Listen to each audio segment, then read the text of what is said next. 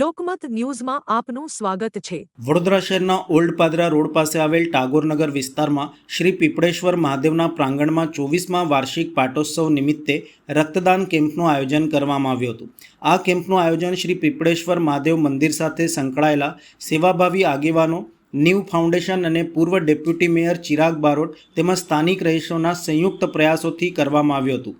Camp દરમિયાન અનેક દાતાઓએ સ્વૈચ્છિક રીતે રક્તદાન કરીને માનવતા પ્રત્યેની પોતાની જવાબદારી નિભાવી હતી।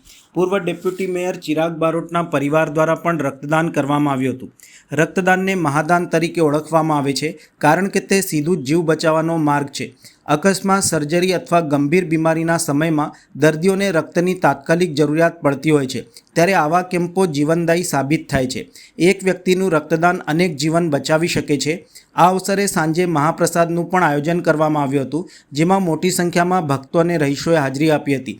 સમગ્ર કાર્યક્રમ શ્રદ્ધા, સેવા અને સામાજિક જવાબદારીના સુંદર સમન્વય રૂપે સફળ રહ્યો હતો।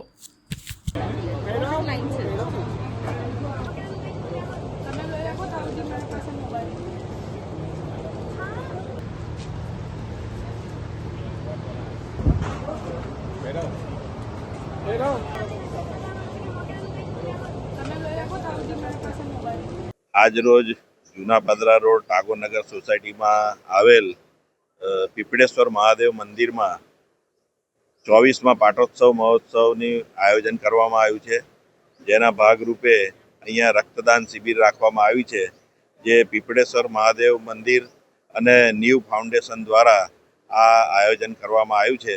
સાંજે અહીંયા ખૂબ જ મોટા પ્રમાણમાં ભંડારાનું પણ આયોજન કરવામાં આવ્યું છે, જેમાં વિસ્તારના હજારો નાગરિકો આ ભંડારામાં ભાગ લઈ અને મહાપ્રસાદીનો લાભ લેશે।